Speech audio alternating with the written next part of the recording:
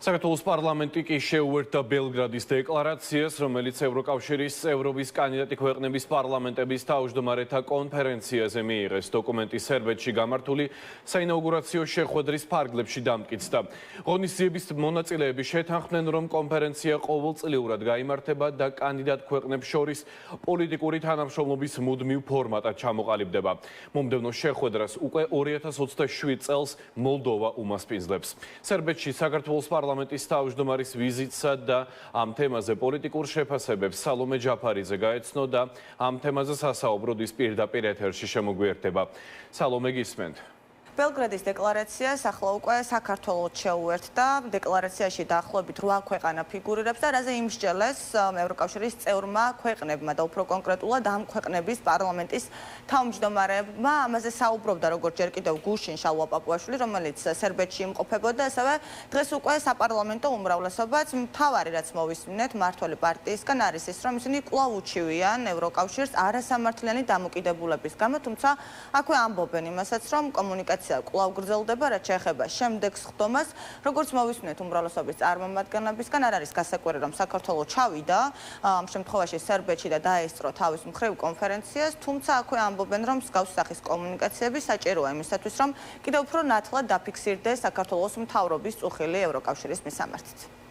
ეს წინადადება, რომელიც უკრაინის პარლამენტიდან წამოვიდა და საერთოდ უკრაინის ხელისუფლებიდან და მას შეუერთდა სერბეთის ხელისუფლება არ ყოფილა რაიმე ემოციური გადაწყვეტილების საფუძველზე გაკეთებული. არის თუ არა სწორი გადაწყვეტილება, რომ სტატიკური როლი ქონდეს იგივე უკრაინის დეპუტაციას ევროკავშირში თუ იგი წევრი გახდება. არის თუ არა მართებული ის, რომ საქართველოს კანდიდატი სტატუსი რაიმენაირად უნდა იყოს ჭდილქვეშ, როდესაც რეალობა სხვა არის და პოლიტიკური კონიუნქტურა სხვა მიმართულებით ვითარდება. აი ეს ყველაფერი სამსჯელოა. უკრაინა, მოლდოვა და საქართველოს სამი ევროკავშირის წევრობის კანდიდატი ქვეყანა, რომლებმაც იმსჯელეს მიმდინარე პროცესებზე, თუ რა სახის კომუნიკაცია უნდა შედგეს წევრ ქვეყნებს შორის და საერთო მაგიდაზე ისხდნენ ამ შემთხვევაში ამ ქვეყნების პარლამენტის თავმჯდომარეები. თავის მხრივ ცხადია, რომ მსგავსი სახის ვიზიტი მით უფრო იმ ფონზე, როდესაც საქართველოსა და ევროკავშირს შორის, როგორც ამბობენ ოპოზიციური პარტიები, არსებობს უფრო კონკრეტულად კი მთავრობას და ამ შემთხვევაში ევროკავშირს შორის არსებობს დაძაბული ვითარება. აფასებენ ისინი და მიიჩნევენ, რომ შალვა პაპუაშვილის გუშინდელი განცხადება ევროკავშირის მისამართით და არა მხოლოდ მისი, არამედ სრულად მმართველი პარტიის შეფასებები ჩვენი დასავლელი პარტნიორი ქვეყნების მისამართით ემსახურება მხოლოდ იმას, რომ ქვეყანა მოექცეს სრულ იზოლაციაში, თუმცა მათივე განცხადებით აღარ აქვს მნიშვნელობა სად ჩავა შალვა პაპუაშვილი სერბეთში თუ თავის მხრივ ოფიციალურ ბრიუსელში, რადგან მიიჩნევენ, რომ ევროკავშირს უკვე სრული ინფორმაცია აქვს იმის თაობაზე, თუ რა პოლიტიკას ატარებს ქართული ოცნება საქართველოში.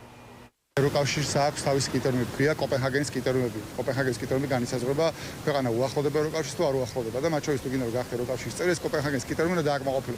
აქედან თუ იქნება ეს რუსული ბოდვა, რაც არის რუსული ბოდა თავიდან ბოლომდე საკუთარ მრევლს რო აჯერებენ, რომ ვითომ ევროკავშირი ეხა არის ცუდი, მაგრამ რაღაცა მერე შეიცვლება და უკეთესი როცა გახდება, მერე საქართველოს გახდება ევროკავშირზე. ეს ყველაფერი არის ბოდვა. კანდიდატი წევრების წევრი ქვეყნების სამიტზე ჩავიდა და იქ საუბრობდა ანტიევროპულ პოლიტიკაზე, იქ საუბრობდა ევროკავშირის საწინააღმდეგო სრულიად გაუაზრებელ და მავნებლურ საკითხებზე.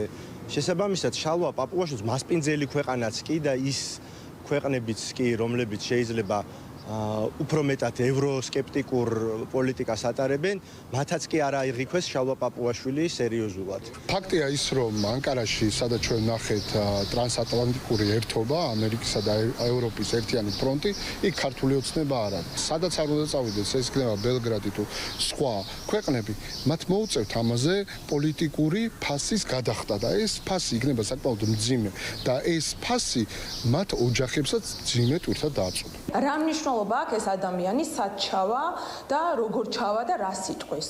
მაშინ, როდესაც ყველა საკუთარი სიტყვით იზოლირებაში აქცევს ჩვენს ქვეყანას, საგარეო მიმართულებით აზიანებს ჩვენს ეროვნულ ინტერესებს, მათი გადაწყვეტილებით შეჩერებულია ჩვენი ქვეყნის წინაპრების და ჩვენი მოსახლეობის ყველაზე დიდი მიზანი და არჩევანი საქართველოს ევროკავშირში გაწევრიანების პროცესი. მოვისმინეთ განცხადებები, საქართველო უერთდება ევროკავშირის წევრ ქვეყნებს ბელგრადის დეკლარაციაში ოფიციალური ხელმომწერია, როგორც მოვისმინეთ მმართველი პარტიის წარმომადგენლებისგან. ისინი შემდეგ წელსაც მოლდოვაშიც დაესწრებიან შეხვედრებს, თუმცა მათივე განცხადებით ევროკავშირმა უნდა შეცვალოს რიტორიკა საქართველოს მთავრობის მისამართით.